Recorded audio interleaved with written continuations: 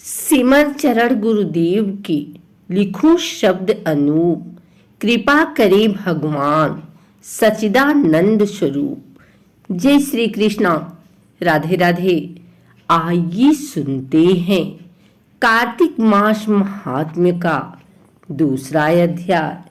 भगवान श्री कृष्ण आगे बोले, हे प्रिय, जब गुणवती को राक्षस द्वारा अपने पति एवं पिता के मारे जाने का समाचार मिला तो वह विलाप करने लगी। हाय नाथ, हाय पिता, मुझको त्याग कर तुम कहाँ चले गए? मैं अकेली स्त्री तुम्हारे बिना अब क्या करूं? अब मेरे भोजन वस्त्र आदि की व्यवस्था कौन करेगा? घर में प्रेम पूर्वक मेरा पालन पोषण कौन करेगा? मैं कुछ भी नहीं कर सकती।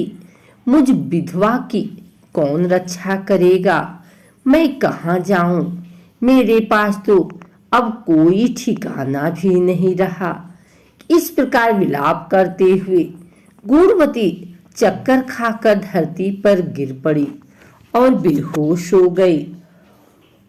बहुत देर बाद जब उसे होश आया तो वह पहले की ही भांति करुण विलाप करते हुए शोक सागर में डूब गई। कुछ समय के पश्चात जब वह संभली तो उसे ध्यान आया कि पिता और पति की मृत्यु के बाद मुझे उनकी क्रिया करनी चाहिए जिससे उनकी गति हो सके। इसलिए उसने अपने घर का सारा सामान बेच दिया और उससे प्राप्त धन से उसने अपने पिता एवं पति का श्राद्ध आदि कर्म किया। तत्पश्चात वह उसी नगर में रहते हुए आठों पहर भगवान विष्णु की भक्ति करने लगी। उसने मृत्यु पर्यंत नियम पूर्वक सभी एकादशियों का व्रत और कार्तिक महीने में उपवास एवं व्रत किए। हे प्रिय, एकादशी और कार्तिक व्रत मुझे बहुत ही प्रिय है। इनमें मुक्ति, भुक्ति, पुत्र तथा संपत्ति प्राप्त होती है।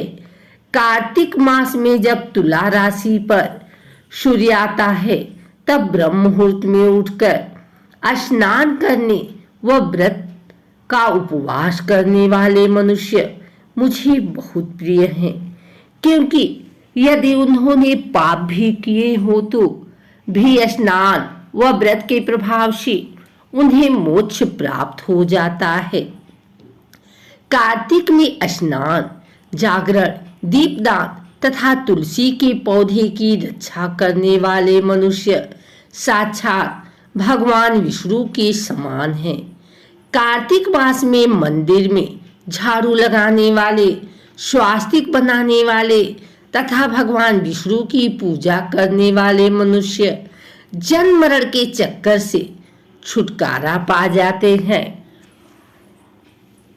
यह सुनकर गुणवती भी प्रतिवर्ष श्रद्धा पूर्वक कार्तिक का व्रत और भगवान विष्णु की पूजा करने लगी।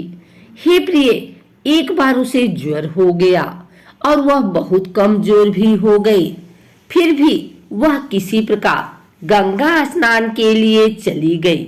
गंगा तक तो वह पहुंच गई, परंतु शीत के कारण वह बुरी तरह से कांप रही थी। इस कारण वह शिथिल हो गई। तब मेरे भगवान विष्णु के दूत उसे मेरे धाम में ले आए। तत्पश्चात ब्रह्मा आदि देवताओं की प्रार्थना पर जब मैंने कृष्ण का अवतार लिया तो मेरे गण भी मेरे साथ इसी पृथ्वी पर आए जो इस समय यादव हैं। तुम्हारे पिता पूर्व जन्म में देव शर्मा थे तो इस समय सत्राजीत हैं।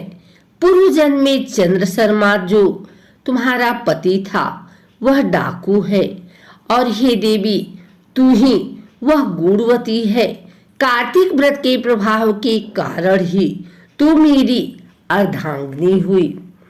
पूर्व जन्म में तुमने मेरे मंदिर के द्वार पर तुलसी का पौधा लगाया था। इस समय वह तेरे महलों के आंगन में कल्प वृक्ष के रूप में विद्यमान हैं।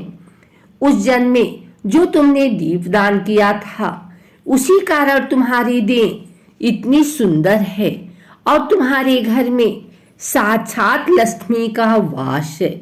चूंकि तुमने पूर्व जन्म में अपने सभी व्रतों का फल पति स्वरूप विष्णु को अर्पित किया था, उसी के प्रभाव से इस जन्म में तुम मेरी प्रिय पत्नी हुई। पूर्व जन्म में तुमने नियम पूर्वक जो कार्तिक मास का व्रत किया था, उसी के कारण मेरा और तुम्हारा कभी वियोग नहीं होगा। इस प्रकार कार्तिक मास में व्रत आदि करने वाले मनुष्य मुझे तुम्हारे समान प्रिय हैं। दूसरे जप, तप, यज्ञ, दान आदि करने से प्राप्त फल कार्तिक मास में किए गए व्रत के फल से बहुत थोड़ा होता है। अर्थात कार्तिक मास के व्रतों का 16वां भाग भी नहीं होता है। इस प्रकार सत्यभामा भगवान श्री कृष्ण के मुख से अपने पूर्व जन्म के पुण्य का प्रभाव सुनकर बहुत प्रसन्न हुई। अगर आपको हमारी वीडियो अच्छी लगी हो तो इसे लाइक करें, कमेंट करें, शेयर करें। हमारे चैनल को सब्सक्राइब करके बेल नोटिफिकेशन ऑल पर सेट कर लें, ताकि आगे आने वाली वीडियो सबसे पहले आप तक पहुंच सके। धन्यवाद।